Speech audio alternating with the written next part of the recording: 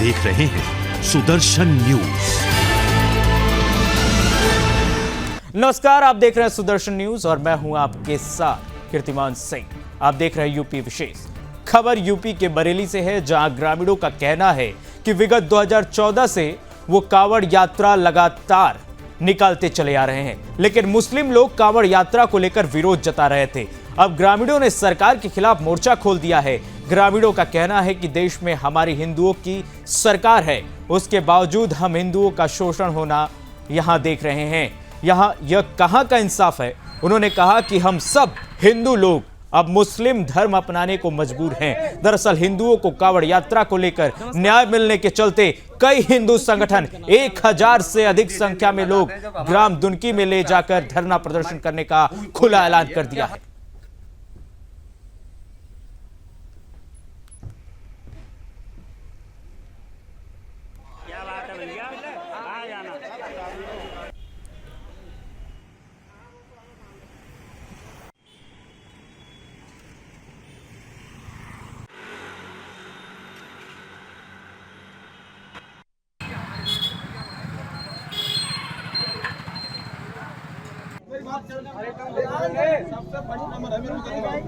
नमस्कार साथियों, परिवर्तन क्यों कराना चाहते हैं? परिवर्तन इसलिए चेंज करना चाहते हैं जब हमारा हिंदू धर्म में कोई आस्था ही हमारी सब खोई जा रही है, तो क्या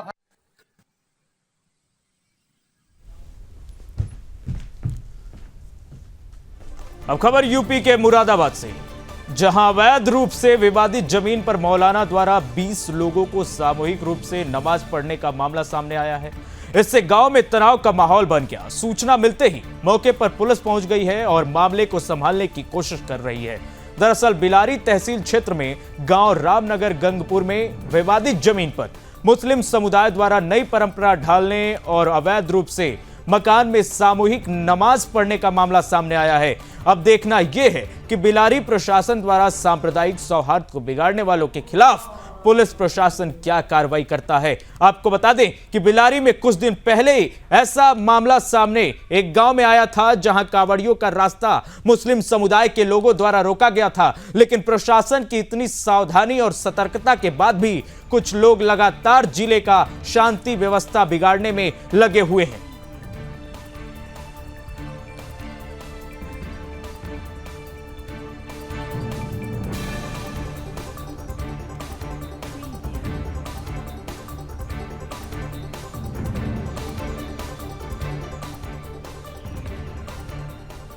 अब खबर यूपी के फरीदपुर से है, जहां पिता के बुलाने की गलत सूचना देकर युवती के साथ मोहल्ले के ही युवक ने दुष्कर्म किया है, जबकि उसके साथी बाहर पहरा देते रहे और पंचायत में आरोपी ने शादी का वादा किया, लेकिन अब वो मुकर गया है।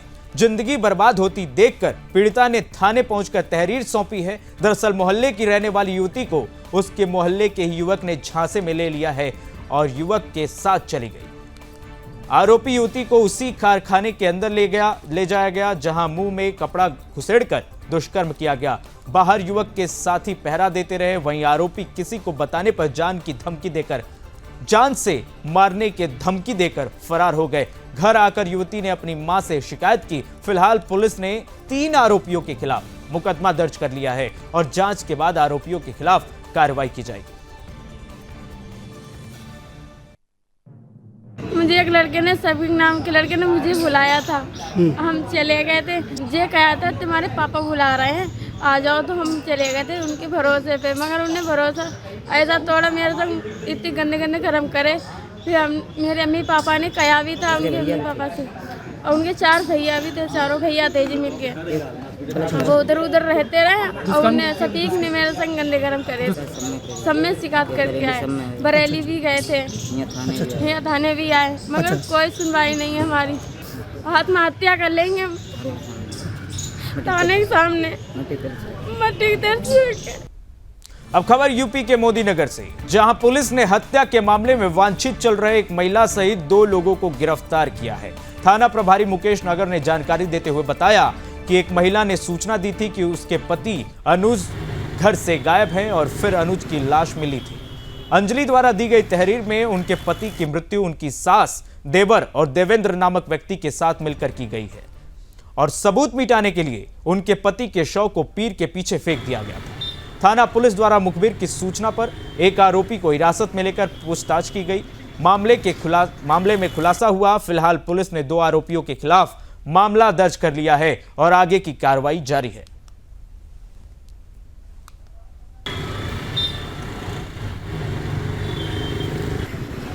3 अगस्त को अनुज नामक व्यक्ति का, जो निवाड़ी रोड थाना मोदीनगर का रहने वाला था, जिसका शव मिला था,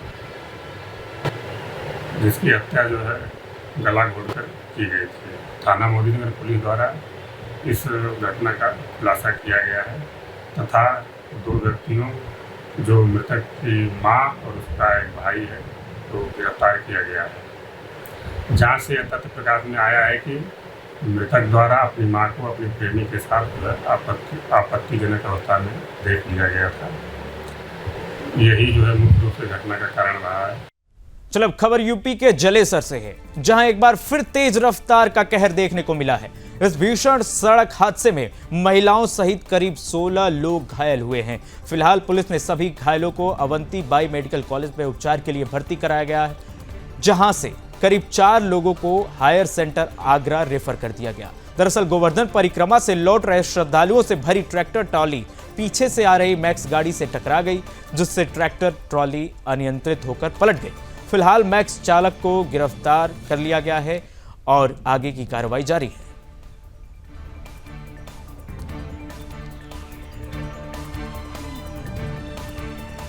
अब खबर यूपी के हरदोई से, जहां गांव में बारिश के कारण एक पक्की दीवार ढह गई।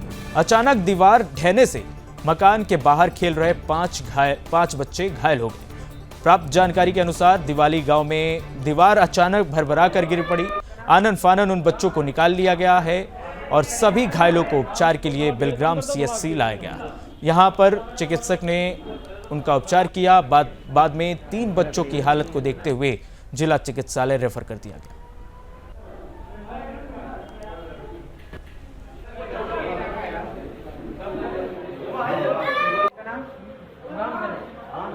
पांच बच्चे मन्नीलाल स्नाब लक्ष्मण के घर के बाहर खेल रहे थे। अचानक से दीवार अपने धस गई उनके ऊपर, तो 5 बच्चे घायल हो गए, जिन्हें बिलग्राम CHC अस्पताल लाया गया। अब खबर यूपी के बदायूं से है, जहां एक व्यक्ति की मौत का मामला सामने आया है। सज्जनपुर इलाके में कावड़ियों का जत्था जा रहा था। साइड से चलने को कहने पर कावड़ियों और टेम्पो चालक के साथ अनबन हो गई। तभी टेम्पो चालक गिर गया, जिससे वो घायल हो गया। घायल को लेकर लोग जिला अस्पताल पहुंचे, जहां डॉक्टरों ने उसे मृत घोषित कर दिया। 3 घंटे बाद पहुंचे परिजनों ने शव देखा और परिजनों ने सांसें चलने की बात कही। इसके बाद परिजनों ने और गांव वालों के लोगों ने अस्पताल से कलेक्टर तक जमकर हंगामा किया। इमरजेंसी और CMS के कमरे में पत्थर फेंके। परिजनों का डॉक्टर पर आरोप है कि परिजनों की लापरवाही, अस्पताल प्रशासन ने लापरवाही की है। परिजनों में आक्रोश देखते हुए थाने की पुलिस जिला अस्पताल में पहुंची और मामले को शांत कराया। फिलहाल पुलिस ने आगे की कार्रवाई का आश्वासन दिया है।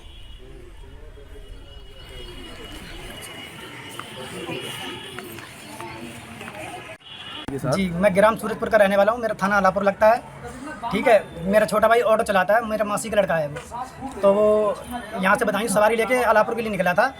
बीच में संजरपुर पे कुछ कावड़ियों के चक्कर में भीड़ भाड़ में उसने साइड किया, वो वहाँ गिर गया, उसके चोट आ गई।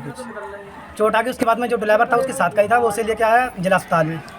जिला अस्पताल में लेके आया तो डॉक्टर साहब ने बोतल वोतल लगाई, कुछ लगा के 2 मिनट के अंदर मृत्यु घोषित कर दिया। तो हम लोग थोड़ा लेट पहुँचे। जो ड्राइवर था वो यहीं था, उसको भी नहीं दिखाया कि मृत्यु हो गई है या नहीं हुई है, और बस लॉक कर दिया। लॉक करने के बाद हम लोग पहुँचे 4 घंटे बाद, हम लोग पहुँच गए तुरंत आधे घंटे बाद।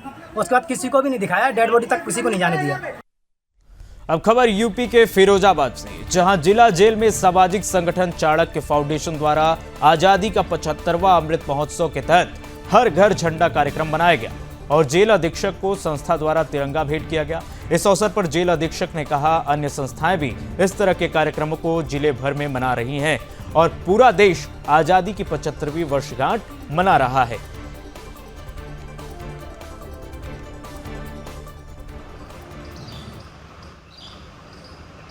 भारत के मंडल के काफी सारे लोग प्रतिनिधि आए हमारे यहाँ। तो ये 15 अगस्त के पूर्व की जो एक हफ्ते का हर घंटा के दिवस पर जो है एक हफ्ते का मनाया जाएगा झंडा दिवस। तो इसमें सब लोग ने जो है जेल के लिए जो है झंडा दिया और हम लोग का सम्मान किया।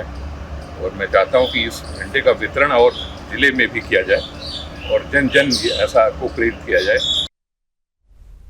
खबर यूपी के सोनभद्र से, जहां चौपन ब्लॉक के गोटनी गांव में स्थित गुप्त काशी नाम से विख्यात मंदिर से 64 कोस की परिक्रमा यात्रा को शुरुआत की गई है। 5 दिनों तक चलने वाली ये परिक्रमा सोनभद्र के सभी दैवीय मंदिरों से होकर गुजरेगी। इसकी मान्यता है कि भगवान शंकर की यह तपोभूमि है, जहां भोलेनाथ गुप्त रूप से अपनी तपस्या करते थे और भगवान भोलेनाथ के कई पर्वतों पर तपस्या के प्रमाण में यहां पर मिलते हैं। वहीं गरुड़ देव इस गुप्त काशी में आकर त्रिवेणी स्थल पर अपनी क्रीड़ा करते हैं। बता दें, हर वर्ष सावन में निकलने वाली 64 कोस परिक्रमा यात्रा का आज से शुभारंभ हुआ और इस यात्रा में साधना कर रहे कई साधु जन सम्मिलित हुए। साथ ही सांसारिक रूप से कई पर्यटन प्रेमी भी यात्रा में शामिल हुए।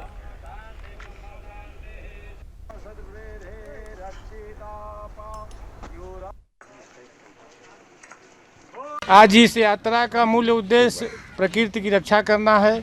हमारे जो मानव सभ्यता को विकसित करने वाले ऋषि मुनियों द्वारा पूजित स्थापित स्थल हैं, उन स्थलों का संरक्षण होना चाहिए। उन स्थलों से मानवता का संदेश निकले। आज जो प्रकृति के दोहन के कारण यह दुनिया के पर्यावरणीय विनाश से बचाने की क्षमता रखने वाला अपना यह गुप्त काशी स्थल है। दर्शन यात्रा उसके माध्यम से पर्यावरण संरक्षण करना हमारा उद्देश्य है। चलिए अब खबर यूपी के कानपुर से है, जहां आम जनमानस को विवाद रहित भूखंड उपलब्ध कराए जाने के लिए विधिक परीक्षण कराने के पश्चात ही विक्रय हेतु ऑक्शन किया गया है। विगत कई वर्षों में पहली बार पूर्ण विकसित योजनाओं में 1101 आवासीय और गैर आवासीय भूखंडों का विक्रय किया जा रहा है।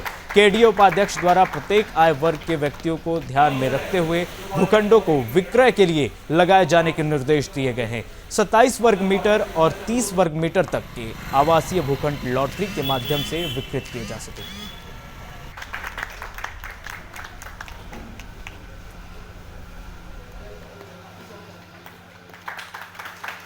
1101 जैसा कि आप सभी को मालूम है कि बड़ा शुभ संख्या होती है और हम लोग बहुत ही शुभ अमृत महोत्सव काल में इस वक्त हैं। आज़ादी का हम लोग 75वां वर्षगांठ मना रहे हैं। इस 75वीं वर्षगांठ में जो है कानपुर विकास प्राधिकरण द्वारा भी एक बहुत बड़ी संख्या में जो है सौगात जो है कानपुर क्षेत्र के वासियों के लिए लाया गया हुआ है। 1101 भूखंड जो हैं इसे हमने लॉन्च किया हुआ है। 5 तारीख से जो है ये लॉन्च हो रहा है, 6 सितंबर तक है। फिलहाल इस बुलेटिन में सिर्फ इतना ही। खबरों का सिलसिला लगातार जारी है, आप देखते रहिए सुदर्शन न्यूज।